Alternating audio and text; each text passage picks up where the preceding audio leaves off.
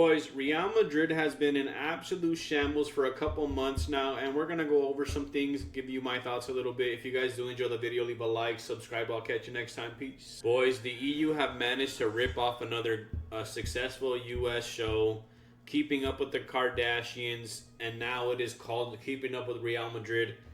This whole month, this past couple, I would say maybe 6 weeks, 8 weeks, have been terrible for Real Madrid. Knocked out of major competitions.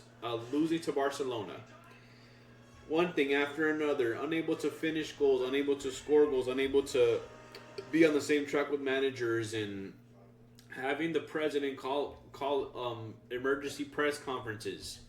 We'll start off really quick with Tchouaméni and Valverde getting into a scuffle in practices, which led to Valverde slipping, hitting his head on the table, cutting him open, making him unable to be available for a Clásico. And it's interesting to see stuff like this because, I mean, Florentino kind of addressed it and said, hey, you know, stuff like this always happens. And it's true. If you're in a team environment, there's always disagreements. There's always going to be certain things, that arguments and stuff like that, right? Super normal. But he said this is like one of the first times that it has ever been leaked, escaped from the locker room. A lot of people were speculating that it's Carvajal or Dani Ceballos. One of them leaked that information. And, I mean, it was pretty, like, it's hard to avoid when Valverde has an, like, unexpected injury that would have put him out anyways. So it would have been hard to cover that one up from the media. And, obviously, you guys know that Real Madrid is one of the most highly covered teams in the world. I mean, Real Madrid, Barca a little bit less just because they don't have as many, like, dramas and whatnot. I mean, the only thing was, like, obviously the big one was the referees, them being broke, having to sell shares, having to do all those other things, financial crises. But Real Madrid's always, like, taxes,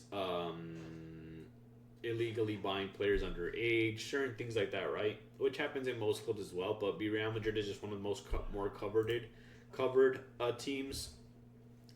And then there was this thing that came out where it was a petition to get Mbappé out of Real Madrid and for them to sell him. And it had 73 million signs or signatures. And I think this number is a little bit skewed. It's over exaggerated because there could be, I don't know how this works. I wasn't one of those people that went to go sign it. I don't know how you go and verify yourself as a Real Madrid fan to sign that paper. I think there was a lot of, like, Barcelona fans or PSG fans or United fans or City fans or even just, like, regular day-to-day, like, football viewers, right? So it could have been. I don't think that it's that many people that actually want Mbappé out. Like, Real Madrid fans don't really want Mbappé out. I think if you're a Real Madrid fan and you want Mbappé out, I think you're wrong. I think that obviously Vinny has won a lot for us. He's contributed a lot of opportunities and allowed us to succeed in a lot of areas. But Mbappé is a better player. Mbappé is the future. Mbappé has a higher ceiling than Vinny does. Vinny just is really good, but he doesn't have a ceiling like Mbappé does. So, I mean, you don't win El Pichichi like accidentally, right? You don't score the most goals in a single year by accident. Like, that's not how that works. So 73 million signatures, that was a big one. I think Florentino Pérez at this point kind of had an emergency press conference. He was on his Donald Trump shit a little bit where he was like, what are you going to do? You going to fucking get rid of me? Get rid of me then. Let's see how that works out for you. So he was calling for an election. He said, if you're going to take this team from me, beat me in an election. We'll see what happens. He's like, this team has been doing pretty badly, obviously, right? 2 years, no trophies, unacceptable. Tony Cruz said in a podcast. It's just unacceptable to be trophyless in 2 years in a row, especially with the caliber of players we have, the caliber, like the money we have at our disposal, stuff like that, right? It shouldn't happen. Florentino was obviously pissed. He addressed a lot of things. He addressed a lot of, like, dramas and whatnot. But ultimately, he was on his, like, let his nuts hang a little bit. Like, you want the team from me? Come get it. The team has never been more successful since I've been president. If you think you can do a better job, like, bring your ass up here. And then Mbappé went on a little bit of backstory. Mbappé went to Italy, I believe, to Italy with his girlfriend Esther Exposito, and he was injured, right? He said he was injured. He wasn't available to play. He missed a couple big games against, notably against Barcelona. Could have used him in that game. They were very piss poor. I think Real Madrid had one shot on target, some scuffed Vinicius shot.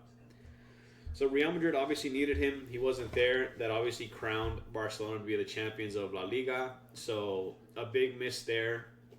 So when Mbappé came back after the Clásico, Arbeloa told Mbappé, hey, you're not fit. If you're not fit, you're going to be on the bench. And Mbappé took it as, okay, if there's 3 dudes ahead of me, I'm the 4th attacker then.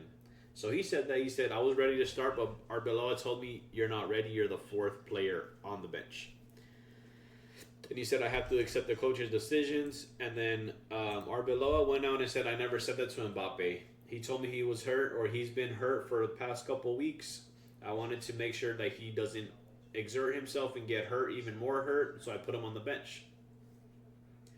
So there was that. It was super weird. It was kind of like one after the other. Mbappe said that. 5 minutes later, Arbeloa goes to his press conference. They ask him about that, and Arbeloa's like basically like, fuck this guy. He doesn't know what he's talking about. And then you're kind of seeing this divide that people are noticing, where Vinny's with Trent, Alaba, Jude, Trent, and then you have Mbappe with Camavinga, Tchouaméni, Rudiger. And it's kind of like the team's divided a little bit. It kind of reminds me of like when Xabi Alonso was coach, where you had players that loved him and you had players that hated him, and the team's just not like united. It's not together. There's not a lot of like that friendship FC that we had the first year that Jude came in. So it's sad to see, man. It's very tough. It's very tough to watch your team go from top of the top, European champions, the most feared team in Europe, to being like a hot mess. And it just is a hot mess. I think that Real Madrid needs to really do some inward looking, make some tough decisions. I think that because we have so many world-class players, there just comes a point in time where we have to bench certain people. I think Mbappe and Vinny just can't coexist. One of them has to be let go, or one of them has to come off the bench. They just can't continue to try to play the same position and clog up that left-hand side, and neither of them can play striker.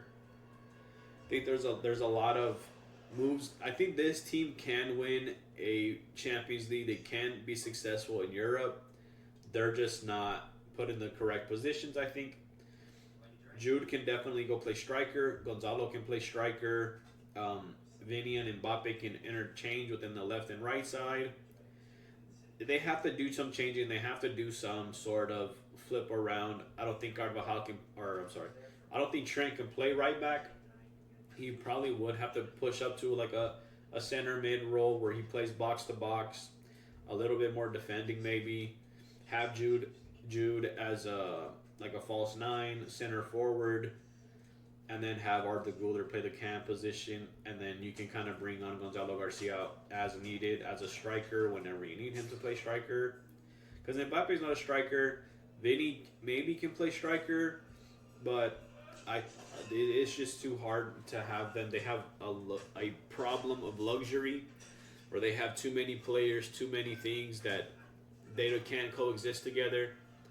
But that's it for keeping up with Real Madrid. If you guys did enjoy the video, leave a like, subscribe. I'll catch you next time. Peace.